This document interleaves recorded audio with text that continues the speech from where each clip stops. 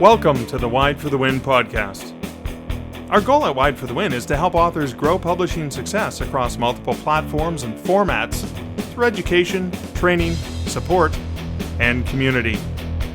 If you're interested in reaching readers around the world, diversifying your income as an author, and exploring the freedom of living a truly indie author life, you've come to the right place.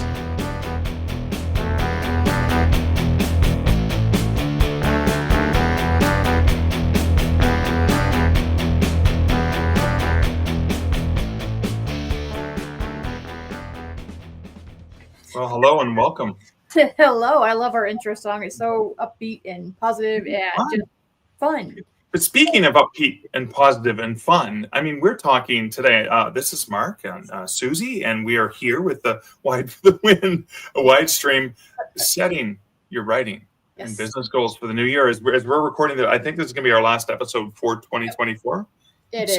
Yeah, we're going to be talking a little bit about, as we're getting towards the end of the year, what is setting your writing and business goals for the new year. So yeah, Suzie, where do you want to start with this one? And by the way, anyone watching live, if you have any ideas, things that you like, you want to share, please do share them, and we'll be able to pop them up and discuss them in our conversation. Or questions too. Questions, yes, of course. Yeah. So I kind of want to start with how I'm planning and some whys behind it. Because this is something I haven't done for a few years since the hubby blew out his knee and we had to leave the ranch, and that kind of threw our lives into a bit of chaos that we're still sort of trying to find our ways out of. So I'm actually sitting down this year and kind of getting back to basics. And what I'm discovering is that because we're sort of in a chaos period of life, I need to strip out anything that is overwhelming, that doesn't fit my career, my career goals, my long-term, 5, 10, 20-year goals, and kind of cut that out, at least for now, until, I'm going to say until, not unless I get back to a point where I can actually expend that energy again. Right. And so for me, that looks like, and part of this is from Sarah Cannon's HB90 class. So if anybody listening wants a really good way to start planning and to start looking at your goals, I highly recommend it. The new year, I hate to say it, the new year cohort is actually running right now. So for Q1 of 2025, it's already in progress. So you'll have to wait until the next one, which will be for Q2.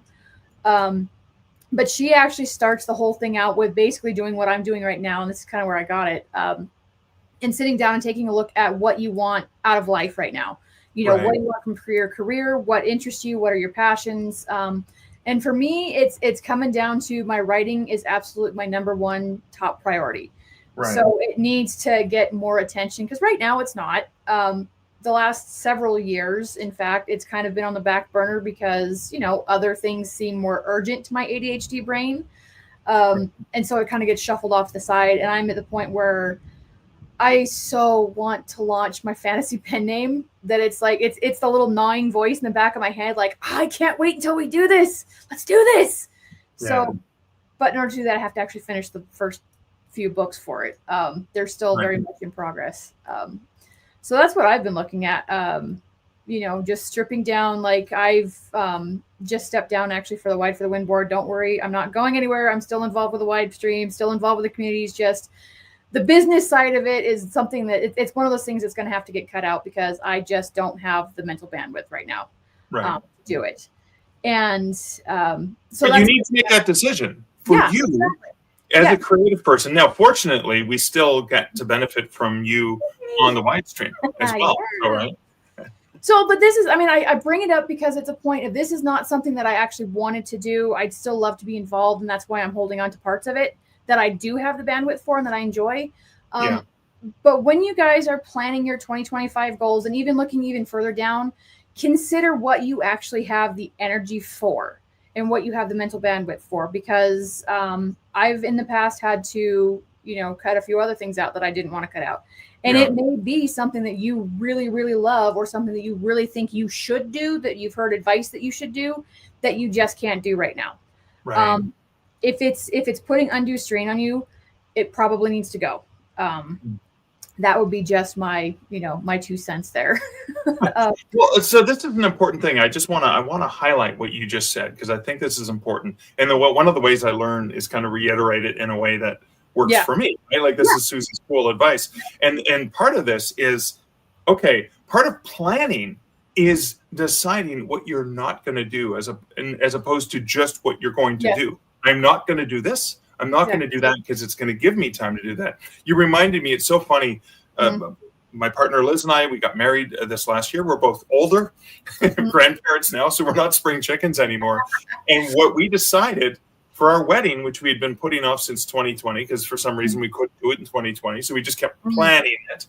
And then we decided we're not going to include anything on our wedding day that is not pure pleasure. This is a day for us. And so anything that brought undue stress or anything is like, nope, not doing that. We're going to do this. And if we can take that approach in our writing lives, is like, I'm going to plan this and this and this. And does this cause me too much stress and anxiety? Well, why? I mean, again, okay, I have to fill out taxes. Like, I have to do my taxes and stuff like that. So there's the things I don't like that cause stress, but I still have to plan for those. But all the other stuff is like, well, hey, this takes too much of my time and energy, and that takes away from my writing, which is not beneficial, right? Yeah, exactly. And there's different things that you might need to cut out. I mean, mentioning the business stuff, there's different reasons why you might want to cut it out. Maybe you need to have that business sided. Maybe that's what drives you, rather than like me. I need more of the, fill the input where I need to read more books. I kind of fell by. I did read Sanderson's Stormlight Archive, the 4 books that were released, and now the 5th one is out this year. Which, I mean, okay, granted, that's a lot of words to read, but it's still only 4 books. One of his books is more words than most people read in their entire life. It's like 3 books each. So it's technically 12 books. Anyhow. But so like I need to actually not focus on so much of like the social media. What I do want to focus on, like I still have my romance newsletter, and I used to send it weekly. I finally got that straightened out. I moved back to Kit, and there's something I want to bring up about Kit in a little bit here, but that's different when we get to the part of what goals I'm actually setting and what goals you're actually setting for the year as examples. So I got back. I've now sent 5 weeks in a row again, and I'm hearing from readers that I haven't heard from since I moved to Mailer Lite. And it's reminding me, so people are like, they're actually responding to newsletters again.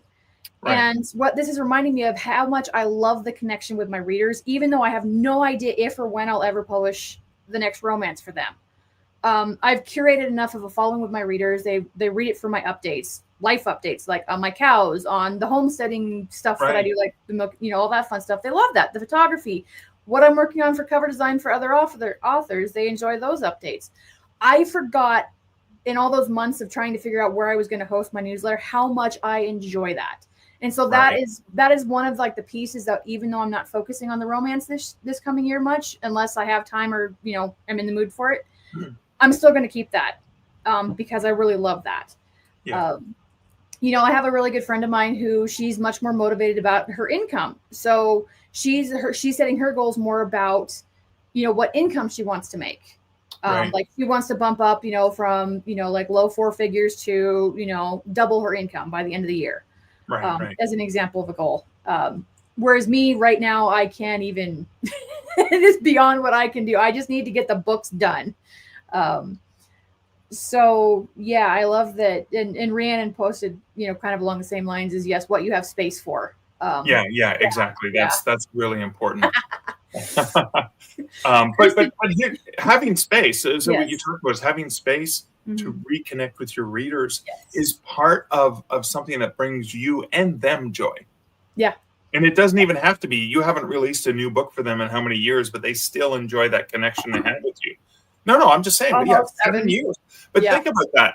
But you're still providing value as a storyteller. Yep. Because you're sharing stuff. And as we talked about in a recent episode, there are people who you would thought on your list have all your books, and they don't. So it never hurts to remind them of the backlist, right? I feel like this is a reminder we need to have like every podcast, because I kid you not, I just sent it out with a little reminder that, hey, one of my books that has never been free is currently free because it has a book club coming up on the 1st, which is kind of fun. Hopefully that's a good sign for 2025, right? A book club on New Year's Day. Anyhow, she's like, oh, I haven't read that one yet. And I'm going, so I happened to click over to her profile, and she's been on my list for like 7 years, and she hasn't read this book yet. I'm going, yeah. But see, there's another reason. So number one, send your readers about your books. Even if you think they've all read them, they have not. And number two, this is where it pays for me to continue connecting with my readers, even though I'm not actively feeding them new books. Right.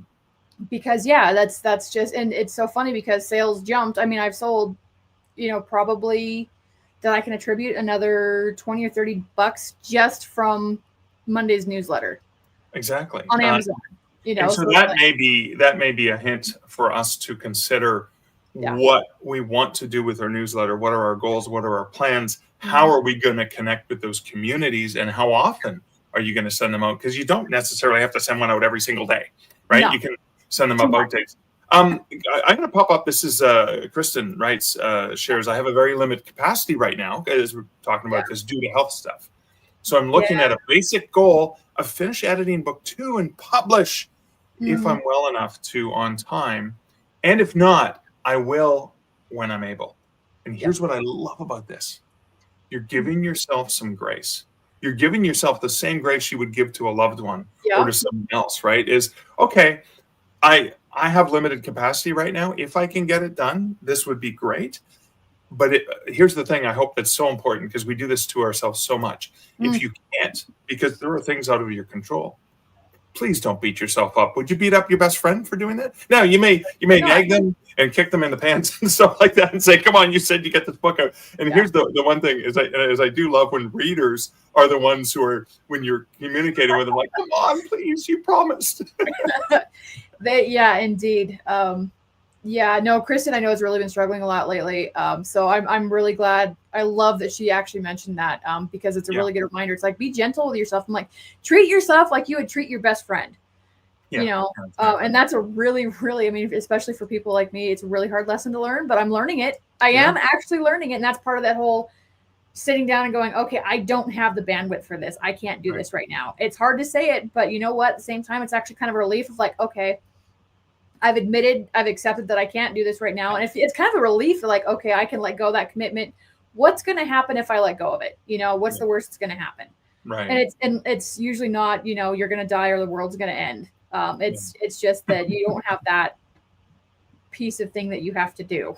And that is, and that's a reminder of something that I think is really important is, and I jokingly, but my title says white author and procrastinator, but that's because I will buy a planner and I will do these things, and then stuff will happen and new things will get introduced and I'll add them, and then I'll take some other stuff away. Because again, I can't, a guy's got to sleep and eat and stuff like that, right? So that's something that I've given myself permission. And it's not all that different than when you have an outline for a book and you use the outline as a way to say, okay, here's how I'm going to get into this. But in the process, you may discover new things and characters may surprise you. And suddenly you're going to veer from the outline. It's the same thing. So you can set a plan. And it doesn't mean like, April comes and I was like, oh, I was going to do this. I mean, here's something that happened to me years ago. Joanna Penn and I were talking on her podcast, The Creative Pen, and we made a joke about being a relaxed author and how important that is and stuff. And then we just joked about it. We riffed on it for a couple minutes. And then a whole bunch of comments came in. And I was like, oh my God, if you guys wrote a book called The Relaxed Author, I would buy it. And then it was so funny. So many people wanted that book. It is. That one right there on the top of the white. But one of the things that happened is I already had a full schedule, and so did Joe. And she reached out and said, this isn't a bad idea. What do you think? And we're like, and that's where I had to look at and again, it's not like my plans are rigid. Joe's a lot more of a planner and stuff, but we both looked at our plans and said, yeah, we can fit this in. Because two things, writing that book together gave us joy. We got a value out of just working on it. That alone, we won. We immediately won when we finished it because I need to go and read it myself because I don't take my own advice. But also, we managed to fit it in. I'm just in the process right now. Maddie Dalrymple and I were hanging out at Author Nation a few weeks ago, and over lunch, it was an idea or whatever, and it was like, yeah, that sounds like a fun book. Let's work on it together. And again, wasn't part of my plan. I'm like, all right, where am I going to squeeze this in? Yeah. And that's okay, right? Forgiving yourself, but also being flexible to adjust those plans. And maybe it's not just a plan for a full year. Maybe it's a plan for the next 4 weeks. Yep. Or the next, like Sarah Canada does, the next 90 days.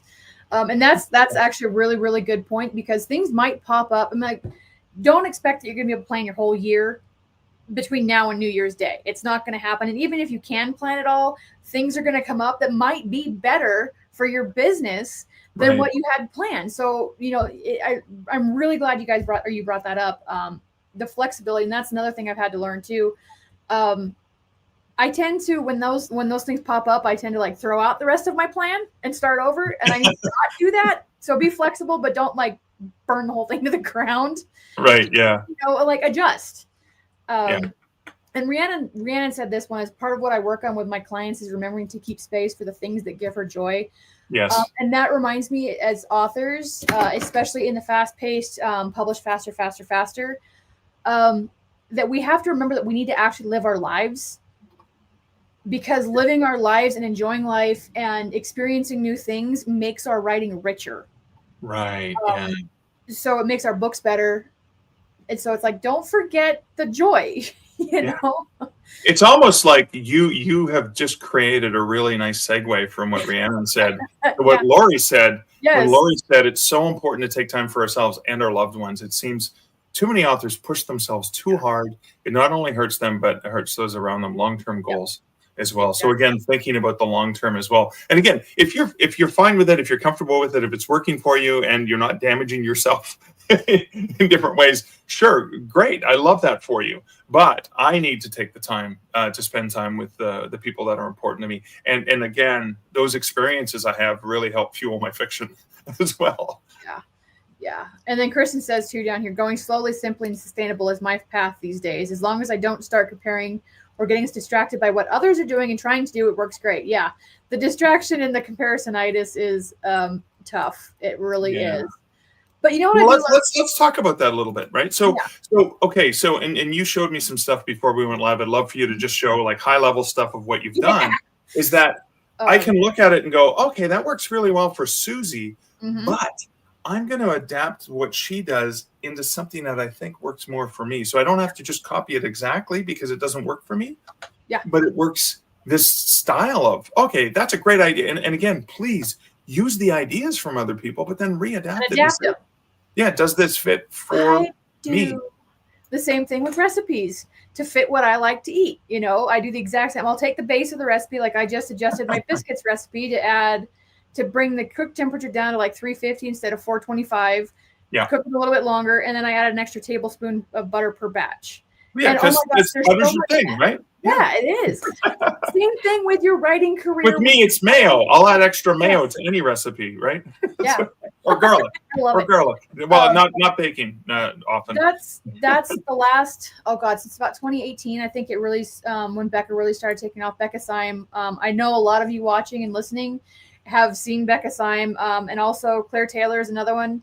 And like your book with Joe, the relaxed author, I'm loving seeing this, that so many of the industry professionals and the gurus are starting to push more of a, hey, holistic, take care of yourself. And if you take care of yourself, you're taking care of your writing career as well. I'm really loving seeing a lot more of that come out instead of the just how much money can you make as fast as you can make it. Yeah. Because it's not sustainable. And heading into the new year, I really want to, approach a few more people and do a lot more of like the sustainability part for the podcast. So we'll be, if anybody has anybody they'd like us to invite on the show, I'd love to have Becca, but we'll see how busy she is because I know she's swamped. Yeah. If you have a wish list, let us know either in the comments or message us on the Facebook admin team. Yeah.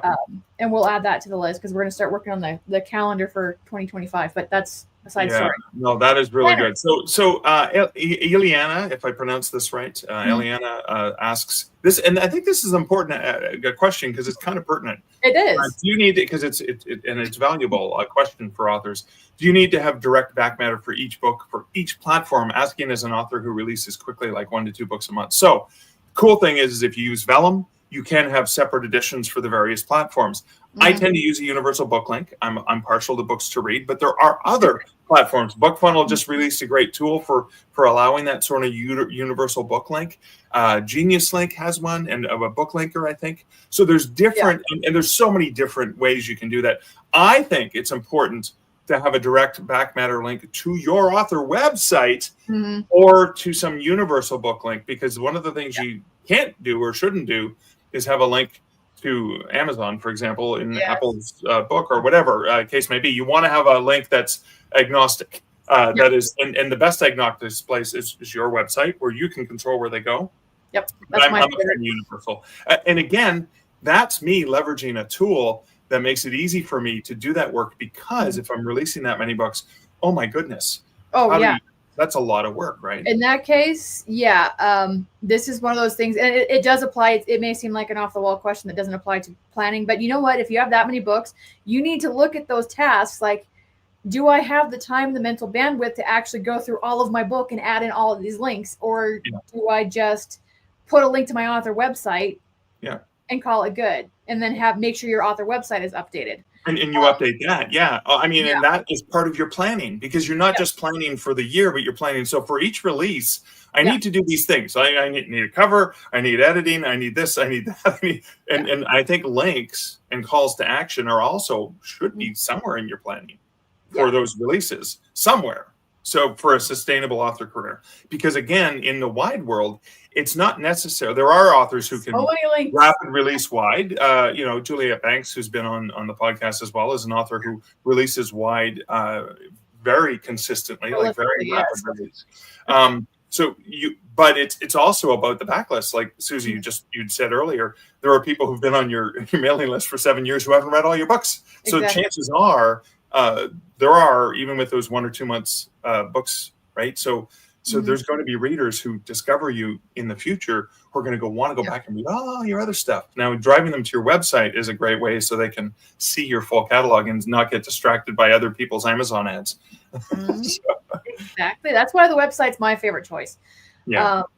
I've kind of pared mine down to, I have a book list that links, each book is linked to its page on my website. Or if I use Vellum, so I actually do input, but I've only got 13 books. So it's a little bit easier for me. At some point, I'm not updating older books when I release new books. It already got to the point. And the other thing too is, like, the retailers don't update your ebooks necessarily. Sometimes they do, sometimes they don't. With the people who have it in their catalog, it may be only the new people who get that new version. It'll only be the new people. So if somebody bought your book 5 years ago, it's going to have the old version. So it's like, why did I even bother? So for me, perennially speaking, it's easier to have pages on my website that I direct directly to. And then that page has all the links. Exactly. So we're seeing, Kristen says that as well. I have a website link because I don't have the time for all the individual links as well. It makes a lot of sense. Exactly. Go check out all my books here. And that you can update on your own time, separate from publishing that book. Okay, so you were talking about like planners and that kind of thing. You said you wanted me to bring that on. So, and speaking of adapting too, I actually make my own planners because I'm a nerd. I have my own coil binding punch and my own coils, so I can make them all and do all the fun stuff, and the guillotine paper cutter. So I've kind of played with different planners over there, and what I've kind of come down to is something very, very simple. I literally just have a month spread where I can write in really tiny, tiny little letters, any appointments, business related that I can't move. And if there's things like cover design that I need to, email people about, I'll stick them on sticky notes because those might not be set in stone. Something may come up where a client has to move a cover, or I have to move a cover date. So those I can actually move if I use sticky notes. The only other thing in here, and I did actually add a week, and I was talking to Mark about this. I added a week spread where it has them, the to-do list for the week. Daily tasks, and then I have just the dated weeks. That actually, as soon as I added that back into it, I stopped using it, which tells me that I don't need that. It's actually becomes too overwhelming. So I'm going to cut that out for 2025. And then the only other thing I have in here, two other things. I have my writing tracker, which is literally just a 2-page spread. So on this side, I've got, when I start writing or how long I spent writing, the word count, and then where my manuscript or whatever I'm working on is at. And then I have, because I'm a visual person, I have my pretty. My bar graphs shows how many words I wrote that day, and it's color coded to being on what book I worked on, because I tend to work on multiple at once. Right. And then the really big deal for me, because I have ADHD, my done list. And these are just blank journal pages I added in where I write what I accomplished in a day, because if I don't write it down, I will forget that I did it, and I will still feel like I got nothing done. Even though, like on some of these days, I mean, most days it's a pretty short list because I only put the main projects that I completed. Yeah, I don't say that, I actually went to the washroom and I managed to wash my hands after. Like, I don't put all of that stuff in there. I'm trying to find. Okay, so like here's a couple of them where I got a lot more done on a day. Right. So that helps me see that I'm actually accomplishing stuff. And then if I ever want to go back and see what I actually did accomplish in the year, it's already written down. I don't have to try and remember it, which doesn't work. But I like the other aspect of this, and this is more for your mental and emotional well-being, is you get stressed out and you're like, oh, I didn't get things done. You can go back and look at the last month or 6 months or whatever and go, you know what? I got a lot of stuff done. No, I may not have gotten everything on my list done, but look at what I did get done. So again, it's you're being your own best friend, where you're going to be supportive of your best friend who's down on themselves because they didn't get enough done. You're like, but look at what you did. And so you're being your own best friend going, you did this, you did this, you did this, you did this. You're pretty awesome.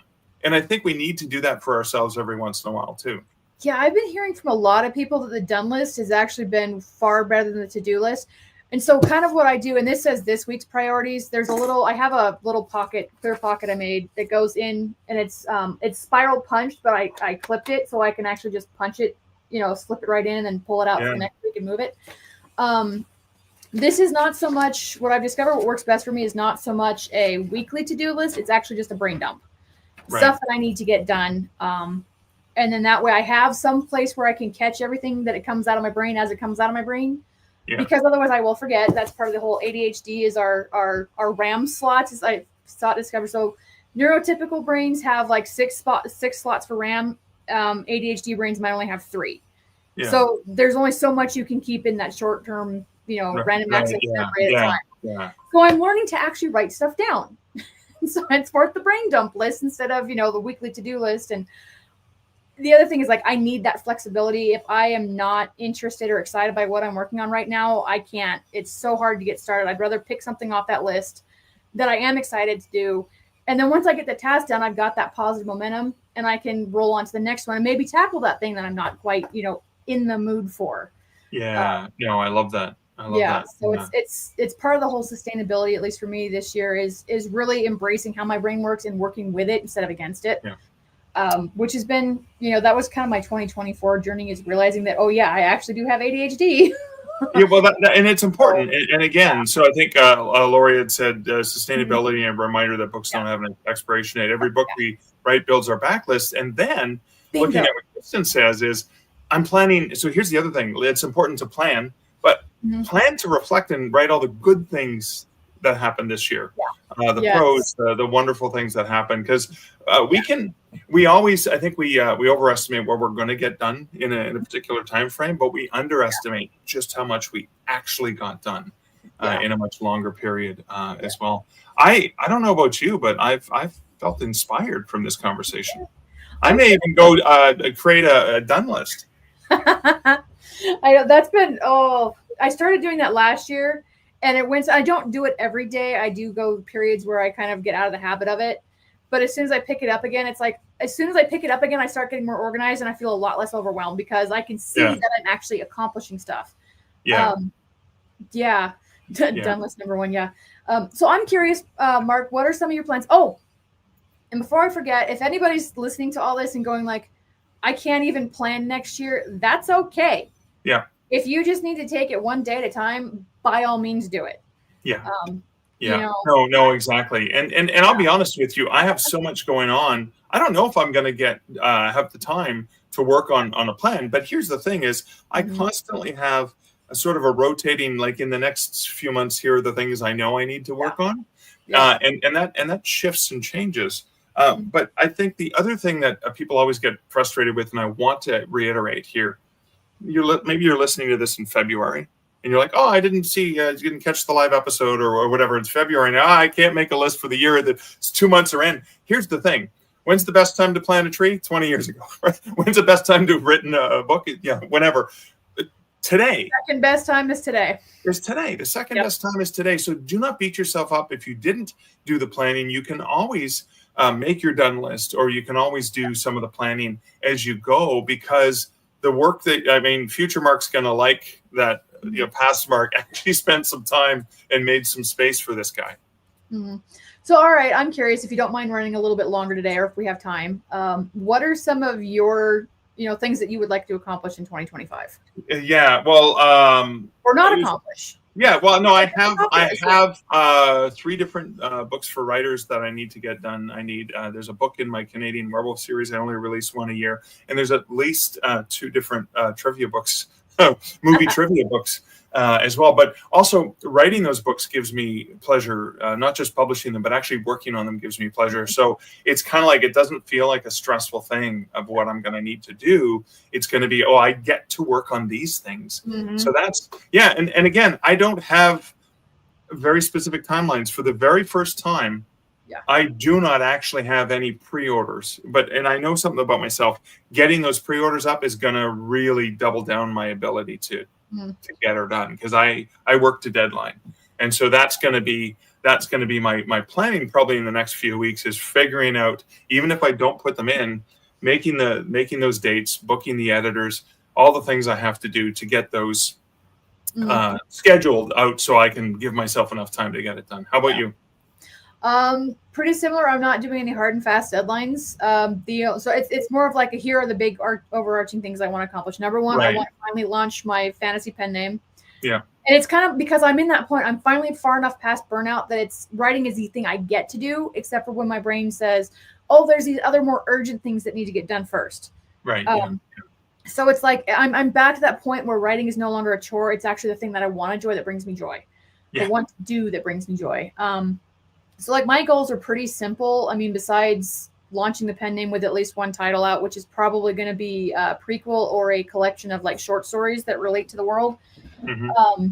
So I'm looking more at like building habits. So I want to, by the end of the year, work my way up to writing 1,000 words a day, 3, 4, or 5 days a week. And notice how I say build up to. And the other thing I found really useful is having a good, better, best goal. The best one is like, okay, writing 1,000 words a day by the end of the year, 5 days a week. That's a pretty big ask for me, at least where I'm at right now. That's a huge ask. Right. I'm like, I could not do it right now. But if I can even write, 1,000 words 3 days a week, that's not a lot of words, but if I could write that much, I could actually be back in a much better place with my writing, where it flows a lot smoother, because I'm back. I've exercised that writing muscle more. Gotcha. And so, for the entire year, I want to average, again, good, better, best, 300, 400, or 500 words a day, every day. Yeah. And that one is, even though they kind of cross over a little bit and kind of contradict each other a little bit, I'm looking at the average, because I know that I'm saying that I have to write 300 words a day every day doesn't work for me. Because some days I'm lucky if I get 45 words written, and I'll sit there and stare at my computer screen in my story, and they're thinking days. So if I can average those, I know that I can get the books done that I want to get done, which is why I'm focusing more on like the process rather than the end goal. I like that. And I like that sort of that grade that you have, the shades of instead of beating yourself up because you didn't hit 1,000, you're like, no, I'm going to celebrate what I got done. And again, it's in line with the done list. Well, Suzie, thank you. This was a lot of fun. Yeah, it was. And thank you guys for your comments. Yeah, we had a lot of fun today. Remember, do you. Yeah. You do you, boo. You do you. Yeah, it worked. Whatever's working. And again, I think there was one comment where I'm trying to find the comments because I'm all over on the screens here, is plan. Rand says plan to do less than you think you should or can, because then you'll be impressed with your to-do list. Yeah. Well, your done list, I should say. Yes, exactly. So I'm thinking like, I can write 2 books this year. Nope, I'm only going to plan to write 1. Yeah, exactly. And then that way, when I get that 1 book done, I did it. If I get 2 books done, even better. That's where that whole good, better, best comes in for me. I'm like shooting for that low one, but I'd really like to hit the high. And if I fall somewhere in between, cool. Yeah, great. That's awesome. Yeah, and I think Paul our Wide for the Win board member, Paul Ardoin, was the one. He does really, it's so working differently. He does really well when he sets the astronomical goals. Yes. Yeah. It works for him really well. Yeah, And that, again, that works for him. Yeah. What works for you is different. And that's great. We want to embrace that because we are what? We're indie authors. Yeah, we are. Yeah, we're indie. We like to do it our way. Yeah, exactly. And again, Kristen says, thanks for the year-end topics. They're well-timed discussions. Almost like we planned it, Suzie. Almost. Awesome. Thank you guys so much. And thank you, Suzie, for the great advice. And we'll talk to you guys soon. Yep. Bye.